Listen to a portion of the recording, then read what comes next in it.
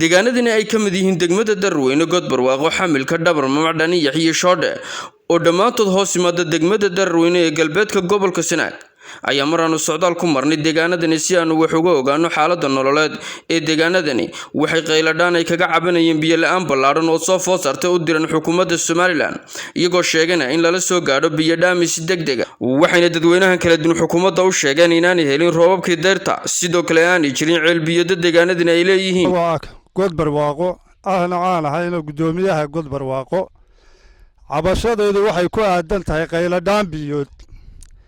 iyagoo aan 6 bilood bishii shanaad ay noogu dambeysay deegaankan ay ugu dambeysay roob deegaankanu ma laha ceel biyood ma laha birkadana ma laha dhaan biyoodna ma laha waa deegaan mar walba u nugul haraadka biyo yarayd deegaankanuna waaba ka sii xag jira oo roob ma arag roobkii guga oo yaraa oo isna xilliyadii hore ahba ugu dambeysay waxa ka jira haraad ba'an oo dhimasho gaarsiisan ay tulada xamirka iyo deegaanka ku xeeran waxaanu ka cabanaynaa biyo la'aan aad iyo aad u culus ilaa iyo sanadkii abaartu dhacday ee bari loo guuray boosaaso loo guuray dadku waxay ka cabi jireen ka hor yalooma yar oo biriqodaya yaloomahaasina berigii abaartaasi sidii u saamaysay kadib galaan lama darin waxaanu dawladda dhexe guud ahaan ka codsanaynaa inay hawsha biyaha ah ee haysata deegaanka xamilka ay si degdeg ah wax uga qabataa tadii god waraabe ku soo hadhay ee lagaga hayaamay waxaanu ka codsanaynaa maxaan ku raad dawladda Somaliland iyo hay'adaha caalamiga inay biyo nala soo gaaraan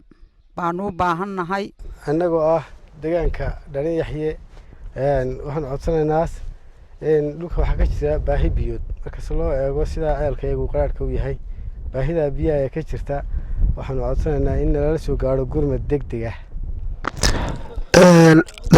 waxaan nahay reer Shoodhe waxaan ka cabanaynaa biyo la'aan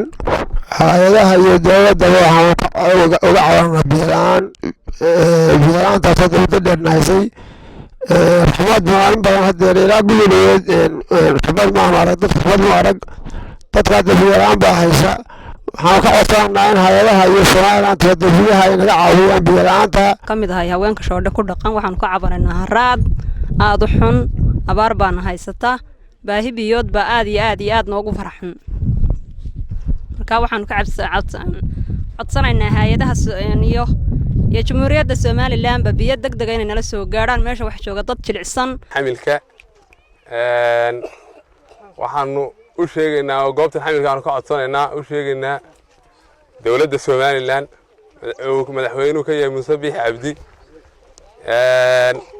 iyo wasaaradda macdanta iyo biyaha inay tahay goobtan goob oo manaa aad iyo aadna loogu haraadan yahay ayna biyo u dhaamiyaan oo biyo laga soo gaaro oo haraadka jiilada waliba xilligan uu bilaabmay jiilaalkana uu koow yiri oo xilligii jiilaal bilaabmay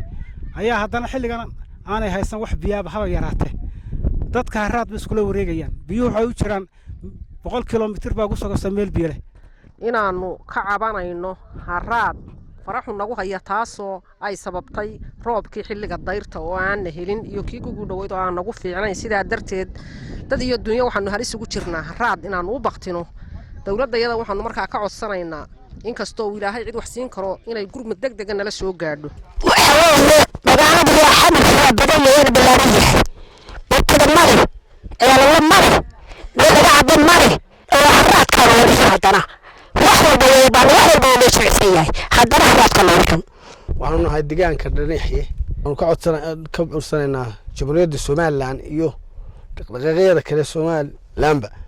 in biyo degdeg ah nala soo gaarsiiyo iyadoo abaaro iyo biyo la'aan deegaamadaba ay ka jiraan oonkaas oo kale ka jira waxaan codsanaynaa in nala soo gaaro biyo degdeg ah hadda biyo la'aan ballaaran baa jirta hadda waxa jirta biyo la'aan ballaaran dalkii waa lagu kala yaacay dadka maanta joogaana haraad bay waxay u waqtiyaan waa haraad aad iyo aad ayaa loo dhiban yahay abaarina waa jirtaa baahsan oo deegaanka ka jirta oo roobkii dayrtu waa nasiijiyey xilli abaareed baa lagu jira xoolihii way jilicsan yihiin xooluhuna way dhaleen aad iyo aad bay u jilicsan dad iyo dunyo beerka dhulka lagu hayaa marka waxaan doonaynaa in dawladda waxaanu ka codsanaynaa madaxweynuhu ka yahay Muuse Biixi Cabdi in dee waxqabad degdeg ah ummadda ku nool bulshada si loo badbaadiyo loo daba qabatayo saacad wasiir waxaanu ku leenahay bulshadaadu waa raadan tahay xoolina waa baqbaqteen xilli dayreedkii roobkaanu ku xisaabtamayna bishii Oktoobarna waanu weyni haddana waxayna la maray Sebtembar oo bishii 11aad jiilaan la wajigu nagu haya waxa la yinin indhala hilba uga dhigan keli wasiir waxaanu ka rabnaa biyo degdega adigoo xukuumadeedana amar waxaan leeyahay ogeysiin ku siinaya